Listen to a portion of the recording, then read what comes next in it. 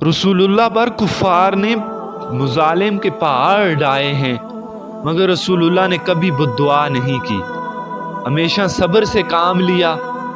रसूलुल्लाह ने यही तलकीन अपने तमाम साथियों को की। आप शायद जानते हो कि जो बिलाल हब्बाब जुनैरा पर बीत रही थी कि उनका क्या हाल था।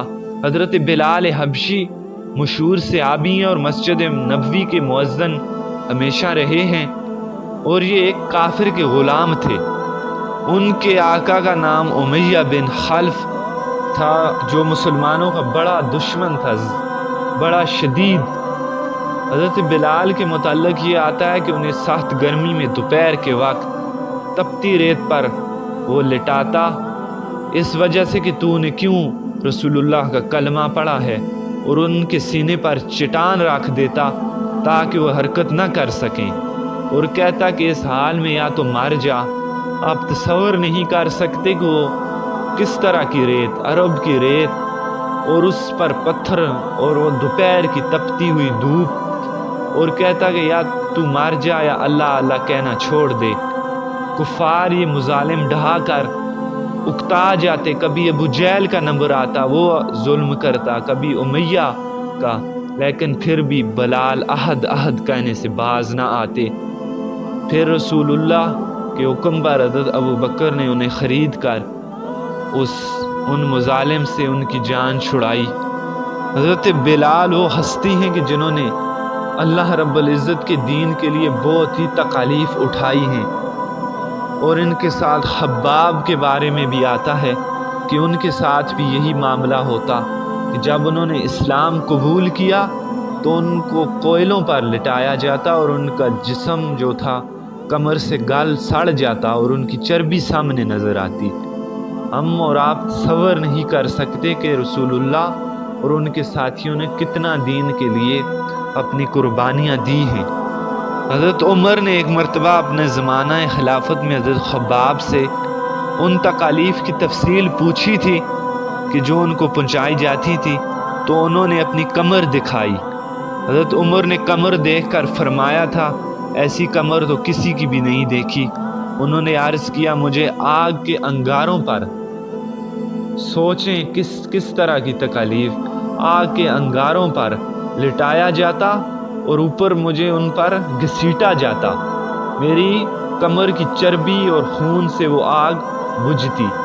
इन आलात के बावजूद जब इस्लाम को तरक्की हुई और फतवात का दरवाज़ा खुला तो उस पर रोया करते, खुदा न खास्ता हमारी तकलीफ़ का बदला कहीं दुनिया में ही तो नहीं मिल गया। ये थे उनके, लेकिन फिर भी रसूलुल्लाह उनको सब्र की तलकीन करते। इस तरह का कौन होगा कि जो फिर भी सब्र की तलकीन करने को कहता। आप शायद जानते हैं कि हज़रत सुमैया को किस तरह कत्ल किया गया। उनके बेटे के सामने उनको बरहना किया गया।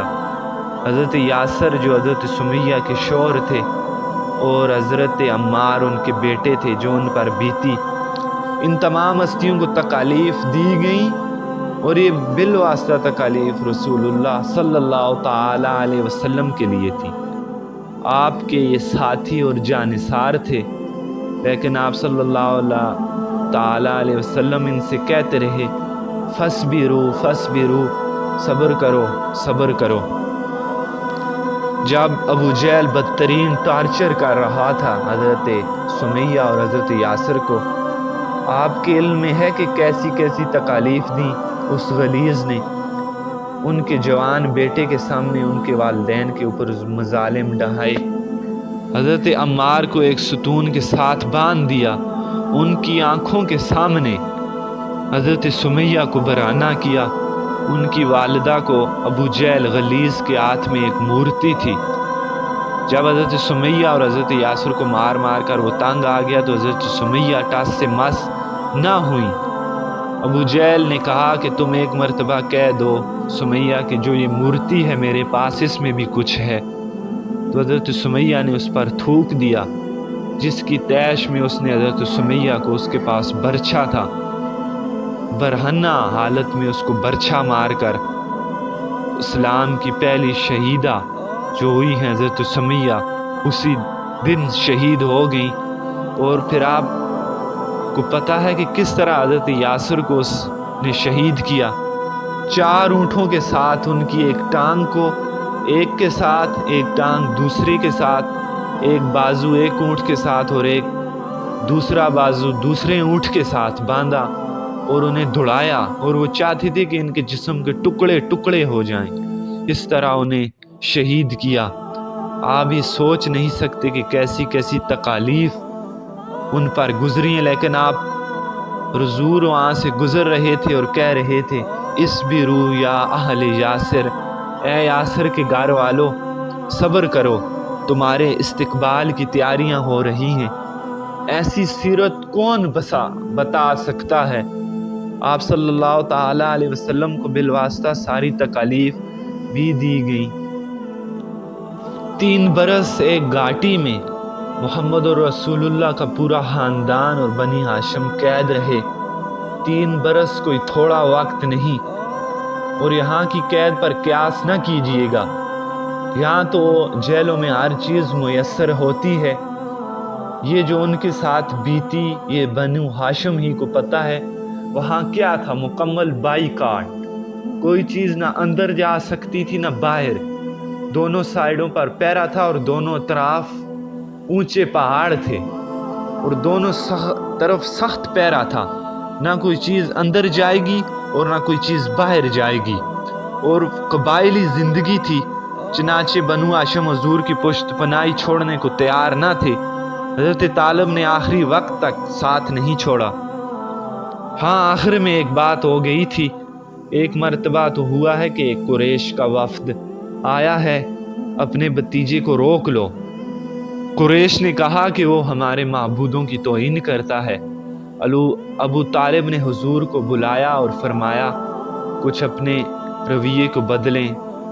پھر حضور نے جو جملے کہے وہ سننے کے قابل ہیں کہ اب یہ میرے ہاتھ پر اگر ایک ہاتھ پر چاند اور دوسرے پر سورج بھی رکھ دیں تو میں پھر بھی پیچھے نہیں ہٹوں گا۔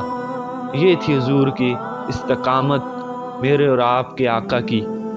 پھر ابو طالب کے عین انتقال کے وقت جو معاملہ پیش آیا، پھر ایک وفد آیا کہ ٹھیک ہے، اب ہمارے صبر کا پیمانہ لبریز ہو گیا ہے، ٹھیک ہے آ جاؤ میدان میں تم بھی، کیونکہ تم ساتھ چھوڑنے کو تیار نہیں۔ پھر حضرت ابو طالب نے حضور کو بلایا کہ دیکھو بھتیجے، مجھ پر اتنا بوجھ نہ ڈالو کہ جو میں برداشت نہ کر سکوں۔ حضور کی آنکھوں میں آنسو آ گئے اور کہنے لگے چچا جان، یا یہ بات پوری ہوگی یا میں اپنے آپ کو ختم کر لوں گا۔ پھر رسول اللہ نے یہ کر دکھایا کہ کس طرح رسول اللہ نے دین کو استقامت دی۔ بہرحال شہب بنی ہاشم میں 3 بار اسی حال میں گزرے۔ بائیکاٹ، کوئی کھانے کی چیز موجود نہ تھی۔ ہاں کچھ لوگ تھے، مثلا حکیم بن اعظام، بعد میں یہ ایمان لائے ہیں، اس وقت یہ مسلمان نہیں تھے، یہ حضرت ختیجہ کے رشتہ دار تھے۔ وہ رات کو تاریکی میں کچھ چیزیں پہاڑ پر چڑھ کر کھانے کی دے آتے۔ شاید 1-2 اور بھی ہوں ایسے نیک لوگ، لیکن یہ وہاں کی صورتحال تھی۔ وہاں یہ بھی نوبت آئی ہے کہ بنی ہاشم کے پھول جیسے بچے بھوک سے بلبلا رہے تھے اور ان کی مائیں سوکھے چمڑے ابال کر ان کے حلق میں وہ ان کا پانی ٹپکا رہی تھی۔ اب سنیے جو وادی طائف میں ہوا۔ جب ابو طالب دنیا سے پردہ فرما گئے تو مکے والوں نے فیصلہ کر دیا کہ اب رسول اللہ کو قتل کرنا ہے، اب کوئی جنگ کا اندیشہ نہیں، اب کوئی خانہ جنگی نہیں ہوگی۔ تو آپ صلی اللہ تعالی علیہ وسلم طائف کے کہ شاید کوئی وہاں بات سن لے۔ طائف کے 3 بڑے سردار تھے۔ طائف اصل میں یہ قریش کے جو سردار تھے انہی کا گرمیوں کی صحت افزا جگہ تھی، ان کی وہاں جائیدادیں تھی، باغات وہیں پہ تھے اور یہ گرمیاں گزارنے کے لیے وہاں جاتے تھے۔ 10ویں سال میں جب ابو طالب کا بھی انتقال ہو گیا تو کافروں کو ہر طرح کھلے معار اسلام سے روکنے اور مسلمانوں کو تکلیف پہنچانے کا موقع ملا۔ حضور اقدس نے اس خیال سے طائف تشریف لے گئے کہ وہاں قبیلہ ثقیف کی بڑی جماعت ہے، اگر وہ قبیلہ مسلمان ہو جائے تو شاید مسلمانوں کو قوت مل جائے اور ان تکالیف سے آزادی مل جائے۔ اس قبیلے کے 3 بڑے سردار تھے۔ جب اللہ رب العزت کے محبوب نے ان سے گفتگو فرمائی، اللہ کے دین کی طرف بلایا اور رسول اللہ نے اپنی مدد کی طرف متوجہ کیا، پھر لوگوں نے بجائے اس کے دین کی بات کو قبول کرنے یا کم سے کم عرب کی مشہور مہمان نوازی کے لحاظ سے مہمان نوازی کرنے کے، انہوں نے صاف صاف جواب کر دے دیا اور بے رخی اور بد اخلاقی سے رسول اللہ سے پیش آئے۔ ان میں سے ایک سردار بولا کہ آپ ہی کو اللہ نے نبی بنا کر بھیجا ہے۔ دوسرا بولا اللہ کو تمہارے سوا اور کوئی نہیں ملا جس کو رسول بنا کر بھیجا۔ تیسرے نے کہا کہ میں تجھ سے بات کرنا ہی نہیں چاہتا، اس لیے اگر تو واقعی نبی ہے جیسا کہ دعویٰ ہے تو تیری بات سے انکار کرنا مصیبت سے خالی نہیں، اور اگر جھوٹ ہے تو میں ایسے شخص سے بات نہیں کرنا چاہتا۔ یہ انہوں نے ایسی باتیں کی کہ جو کلیجہ چیر جانے والی باتیں ہیں کہ رسول اللہ کو کتنی تکالیف انہوں نے پہنچائیں۔ آپ صلی اللہ تعالیٰ علیہ وسلم تو ہمت اور استقلال کے پہاڑ تھے، مگر کسی نے بھی قبول نہ کیا، بلکہ بجائے قبول کرنے سے حضور سے کہا کہ ہمارے شہر سے فوراً نکل جاؤ۔ اور جب حضور نکل رہے تھے تو شہر کے اوباش اور جو گلیوں میں پھرنے والے لڑکے ہوتے ہیں رسول اللہ کے پیچھے لگا دیے اور انہوں نے رسول اللہ کو پتھر مارے۔ صرف رسول اللہ کے ساتھ ایک آدمی تھا، زید بن حارثہ، جو آنے والے پتھروں کو روک رہا تھا۔ رسول اللہ کے اوپر ہو گئے تھے لیکن چاروں اطراف سے پتھر آ رہے تھے۔ رسول اللہ کو اتنے پتھر لگے کہ رسول اللہ کے پاؤں سے اتنا خون بہا کہ ان کے چپل جو مبارک تھے وہ خون سے بھر گئے۔ حضور اقدس صلی اللہ تعالی علیہ وسلم اسی حالت میں واپس ہوئے۔ جب راستے میں ایک جگہ ان شریروں سے اطمینان ہوا تو رسول اللہ نے یہ دعا مانگی جو کلیجہ چیر جانے والی ہے۔ یہ جو رسول اللہ کی فریاد نکلی وہ کیسی فریاد تھی! رسول اللہ نے ہاتھ اٹھائے، اللہم الیک اشکو ضعف قوتی و قلت حیلتی وانی علی الناس یا ارحم الراحمین انت رب المستضعفین۔ اے اللہ، تجھی سے شکایت کرتا ہوں اپنی کمزوری اور بے بسی کی اور لوگوں میں ذلت اور رسوائی کی۔ اے ارحم الراحمین، تو ہی غریبوں کا رب ہے، تو ہی میرا پروردگار ہے۔ اے اللہ، تیری بارگاہ میں ہی فریاد لے کر آیا ہوں۔ اپنی قوت کی کمی اور لوگوں میں جو رسوائی ہوئی ہے مجھے کس کے حوالے کر دیا؟ مجھے دشمن کے حوالے کر دیا۔ جو وہ چاہ رہے ہیں میرے ساتھ کر رہے ہیں۔ یہ فرمایا، یہ فریاد ہے کہ نہیں؟ بہت زوردار فریاد رسول اللہ کی تھی، لیکن پھر مقام عبدیت کا ظہور ہوا۔ پھر رسول اللہ نے فرمایا، وَلَٰكِنْ عَافِيَتَكَ هِيَ أَوْسَعُ لِي أَعُوذُ بِنُورِ وَجْهِكَ الَّذِي أَشْرَقَتْ لَهُ الظُّلُمَاتُ وَأَسْهَلُ عَلَيْهِ أَمْرُ الدُّنْيَا وَالْآخِرَةِ۔ اے اللہ، اگر تو مجھ سے ناراض نہیں تو مجھے کوئی پرواہ نہیں، تیری حفاظت مجھے کافی ہے۔ میں تیرے چہرے کے اس نور کے طفیل جس سے تمام اندھیرا روشن ہو اور جس سے دنیا اور آخرت کے سارے کام درست ہو جائیں، اسی بات سے پناہ مانگتا ہوں کہ مجھ پر تیرا غصہ ہو یا مجھ سے ناراض ہو۔ تیری ناراضگی کا اس وقت تک دور کرنا ضروری ہے جب تک تو راضی نہ ہو، نہ تیرے سوا کوئی طاقت ہے نہ قوت۔ یہ رسول اللہ نے پھر فرمایا، سر تسلیم خم ہے جو مزاج یار میں آئے۔ جب حضور واپس آئے تو مکے میں داخل نہیں ہو سکتے تھے۔ مکے میں تو قتل کا فیصلہ ہو چکا تھا، باہر ہی آپ نے ڈیرا لگا لیا۔ زید بن حارثہ کو بھیجا کہ فلاں شخص کے پاس جاؤ اور اس سے کہو کہ اگر امان دے تو محمد آپ کے پاس آ جائیں، ورنہ وہ نہیں آ سکتے۔ اس نے کہا کہ میں قریش کے مقابلے میں آپ صلی اللہ تعالیٰ علیہ وسلم کو نہیں امان دے سکتا۔ پھر اسی طرح حضور نے ایک اور شخص کے پاس بھیجا، اس نے بھی اسی طرح کہا۔ تیسرے کا پاس بھیجا جو مطعم بن عدی تھے، انہوں نے کہا ٹھیک ہے، میں آپ صلی اللہ تعالیٰ علیہ وسلم کو امان دینے کے لیے تیار ہوں، وہ آ جائیں مکے میں۔ حضور سے آ کر زید نے کہا وہ امان دے رہا ہے مگر کہہ رہا کہ آپ مکے آ جائیں۔ رسول اللہ نے زید کو کہا نہیں، اس سے کہو اگر یہاں مجھے آ کر لے جانا چاہتا ہے تو لے جائے، نہیں تو مجھے کیا پتہ یہ راستے میں ہی قتل کر دیں۔ لیکن ادھر قبیلے کے اندر یہ ہوتا تھا کہ ایک نے امان دے دی تو سب کی طرف سے پھر امان ہوتی تھی، لہٰذا حضور نے فرمایا کہ اس سے کہو کہ مجھے آ کر لے کے جائے۔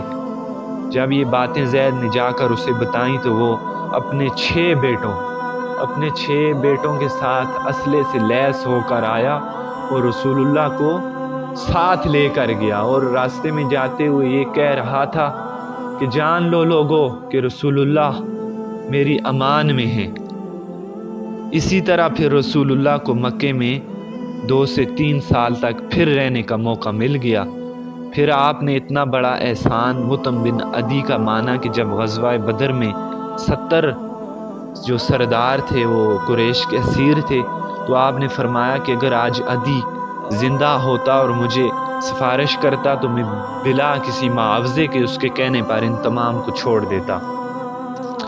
یہ کچھ چند تکالیف جو رسول اللہ کو پیش آئیں آپ کے سامنے رکھی ہیں، لیکن اور ہزاروں دکھ حضور نے جھیلے ہیں جن کا ہم تصور تو کیا، ہم ان کے بارے میں کچھ سوچ بھی نہیں سکتے کہ رسول اللہ کو کس طرح سے کفار نے تڑپایا ہے، ہم ان کا اندازہ نہیں کر سکتے۔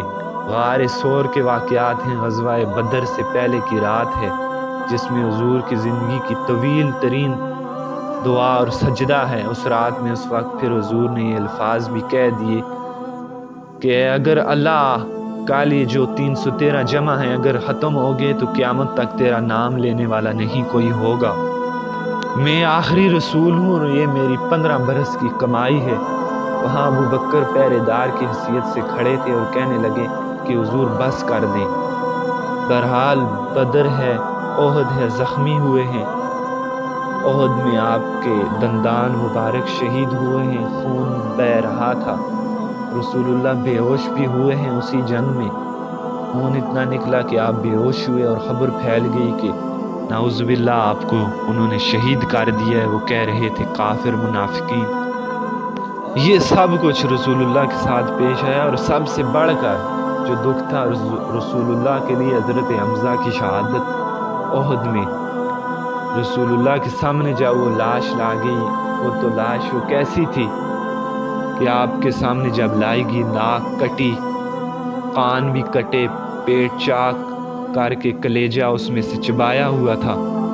حضور نے یہ کیسے دکھ برداشت کیے ہوں گے، یہ حال اپنے اوپر طاری کر کے دیکھیں کہ کس طرح کی تکالیف سے گزرے ہیں۔ اور یہ حمزہ کون ہے؟ چچا ہیں حضور کے اور خالازاد بھائی ہیں، اور اس کی لاش کو دیکھ کر پھر آپ نے کیا کہا، اور جو آپ پر بیتی، جو قلب اطہر پر بیت رہی تھی، وہ مدینے میں جب جا کر ماحول بدلا تو کچھ راحت محسوس ہوئی، لیکن جب آپ احد کے بعد مدینے میں تشریف لے گئے تو زیادہ انصار تھے جو شہید ہوئے تھے، تو ہر گھر سے عورتوں کے ماتم اور بین کی آوازیں آ رہی تھیں، اس لیے اس وقت تک بین حرام نہیں تھا۔ جب یہ آوازیں حضور کے کانوں تک پہنچی تو رسول اللہ کی زبان سے بھی ساختہ نکل گیا کہ ہائے ہائے، حمزہ کے لیے تو کوئی رونے والی بھی نہیں، حمزہ کے لیے تو کوئی رونے والی بھی نہیں۔ اس پر انصار نے پھر رسول اللہ کے اس کہنے پر عورتوں کو حضرت صفیہ کے ہاں بھیجا جو حضرت حمزہ کے پاس تھیں اور بین کر رہی تھیں۔ پھر ان عورتوں نے بھی بین کیا اور تعزیت کی۔ پھر ایک سخت غزوہ احزاب ہے، اس میں مختلف آوازیں بھی آنے لگ گئی تھیں۔ اسوا کا لفظ ہی سورہ احزاب ہی میں آیا ہے۔ وہ اس وقت کیا تھا جب خندق کھودنے کا فیصلہ ہوا تو حضور نے بھی خندق کھودنے میں حصہ لیا اور باری باری پتھر حضور اٹھا کر لا رہے تھے۔ پھر ایک کسی سے پتھر ٹوٹ نہیں رہا تھا تو حضور نے 3 دفعہ ضرب لگائی تو وہ ٹوٹ گیا، لیکن کئی دن کے فاقے ہو گئے تھے، کھانے کے لیے کچھ نہ تھا، کل محاصرہ تھا، ہر طرف سے کفار تھے، 12,000 لشکر تھا، مجاہدین کو گھیرا ہوا تھا، یہاں تک کہ آپ کو معلوم ہوا کہ کچھ گھروں کے اندر بیت الخلاء کا بھی انتظام نہیں، باہر جاتے تھے قضاء حاجت کے لیے۔ شدید ترین آزمائش جو ہوئی ہے اس کا نتیجہ یہ نکلا ہے کہ منافقین جو تھے رسول اللہ کی جماعت میں، ان کا نفاق ان کی زبانوں پر آ گیا، اور قرآن مجید میں یہ آیا ہے ما وعدنا اللہ ورسولہ الا غرورا، ہمیں تو اللہ اور اس کے رسول نے دھوکے میں مروا دیا، ہم سے کہا تھا کہ کیسر و کسریٰ کے خزانے تمہارے قدموں میں آئیں گے، اور حال یہ ہے کہ کھانے کے لیے کچھ نہیں۔ پھر اس وقت کچھ صحابہ آئے اور کہا دیکھیے فاقوں سے کمر ٹوٹ رہی ہے، ہم نے اتنے دنوں سے کچھ نہیں کھایا اور اپنے پیٹوں پر پتھر باندھے ہیں۔ حضور نے اپنا کرتا مبارک اٹھا کر بتایا جس پر 2 پتھر باندھے تھے، رسول اللہ نے فرمایا یہ دیکھو میں نے 2 پتھر باندھے ہیں، اس عصفے سے فائدہ کون اٹھا سکتا ہے؟ قرآن نے خود ہی بتا دیا کہ فائدہ صرف متقین اٹھا سکتے ہیں۔ قرآن میں اللہ رب العزت نے فرمایا لَقَدْ كَانَ لَكُمْ فِي رَسُولِ اللَّهِ أُسْوَةٌ حَسَنَةٌ لِمَنْ كَانَ يَرْجُو اللَّهَ وَالْيَوْمَ الْآخِرَ وَذَكَرَ اللَّهَ كَثِيرًا، کہ رسول اللہ کی زندگی مومنوں کے لیے ایک اچھا نمونہ ہے، لیکن آگے اللہ نے ایک شرط فرمائی ہے کہ یہ اس کے لیے اچھا نمونہ ہے کہ جو امید رکھتا ہے خدا کی اور دن جو آخرت میں ملنے کی، اور جو اللہ کو بڑا یاد کرتا ہے۔ اس طرح یہ رسول اللہ کا یہ